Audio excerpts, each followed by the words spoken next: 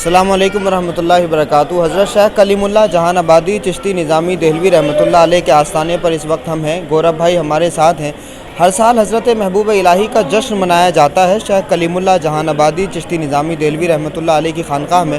حضرت کی جو خانقاہ ہے وہ لال قلعہ اور جامع مسجد کے قریب ہے۔ اہم بات یہ ہے کہ ہر سال گورب بھائی لنگر کا اہتمام کرتے ہیں۔ یہاں کتنے سالوں سے کرتے ہیں، لنگر کا اہتمام کیوں کرتے ہیں گورب بھائی، یہ ساری باتیں جانیں گے۔ سب سے پہلے تو آپ کو بہت بہت مبارکباد گورب بھائی۔ جس بارگاہ میں آپ کھڑے ہیں ظاہر سی بات ہے کہ یہ پرٹیکولر کسی ایک کمیونٹی کے لوگ نہیں ہوتے، جو بھی خدا کا ہوتا ہے وہ سب کا ہوتا ہے۔ جیسا سورج سب کا ہے ویسے ہی اللہ کے ولی بھی سب کے ہیں۔ کیا کہنا چاہیں گے؟ حضرت شیخ کلیم اللہ میں جشن مبارک قریب 10 سالوں سے ہو گیا، اور اس کو ہم نے شروع کیا تھا قریب 2012 میں 11 میں، اور لگ بھگ 10-12 سال ہو گئے کرتے ہوئے۔ یہ صرف نسبت محبوب پاک ہے جو حضرت شیخ کلیم اللہ شاہ ولی جان آبادی کی بارگاہ الہی میں ہم پیش کرتے ہیں۔ حقیقت یہ ہے کہ جتنے بھی عقیدت مند ہیں ان کی نسبت کے واسطے اور اپنی عقیدت کے واسطے ہم اپنا جو بھی کچھ ہوتا ہے سال میں، وہ سرکار کی 17ویں کے بعد 20 اور 21 شوال میں یہاں ہر سال ہوتا ہے۔ جی، محفل سماع اور ساتھ میں لنگر کا دونوں کام ایک ساتھ۔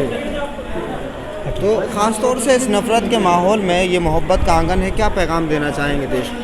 بس کہنا چاہوں گا کہ ایک جٹ رہیں، گنگا جمنا تہذیب کو بنائے رکھیں، آپس میں کوئی بگاڑ نہ رکھیں، ہمیشہ محبت رکھیں ولیو اللہ سے، اور ان کے پیغاموں کو پڑھیں، ان کے دیے ہوئے پیغاموں کو پڑھیں، ان کے رستے پہ چلیں۔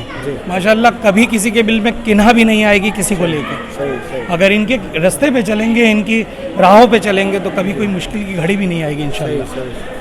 تو یہ بڑی بات گورب صاحب نے کہی ہے۔ اگر آپ اس کو سمجھنے کی کوشش کریں کہ صوفیہ کو اگر آپ نے پڑھ لیا تو آپ کو اصل اسلام سمجھ میں آئے گا، آپ کو یہ سمجھ میں آئے گا کہ جو غیر مذہب کے لوگ ہیں ان کے ساتھ میں بھی ہمیں کیسے جینا ہے، دوسرے کے جذبات کا کیسے احترام کرنا ہے۔ اسی وجہ سے صوفیہ کے یہاں کامن منیمم پروگرام ہے، جس کامنالٹی کو ہم اپنے سنویدھان کے ذریعے دیش میں انجوائے کرتے ہیں، وہی تمام چیزیں خانقاہوں میں صوفیہ کے یہاں پریکٹیکلی اپلائی ہوتی ہیں، دیکھنے کو ملتی ہیں۔ کمپوزٹ کلچر یعنی گنگا جمنی تہذیب پوری دنیا میں اس ملک کی پہچان ہے، اور اگر یہ تہذیب کہیں پریکٹیکلی آپ کو دیکھنا ہو تو خانقاہوں میں آ کر کے دیکھیں کہ لنگر بھی اتنا کامن ہوتا ہے کہ ہندو، مسلم، سکھ، عیسائی، جین، بہوجن، دلت، پارسی، ہر قوم، ہر دھرم، ہر جاتی، ہر علاقے کے لوگ ایک دسترخوان پر بیٹھ کر کے کھانا کھا سکتے ہیں۔ یعنی جو قرآن کا پیغام ہے لکم دینکم ولی دین، تمہارے لیے تمہارا دین، ہمارے لیے ہمارا دین، لیو اینڈ لیٹ لیو، جیو اور جینے دو، یہ جو پیغام ہے یہی قرآن کا پیغام ہے، یہی سنویدھان کا پیغام ہے۔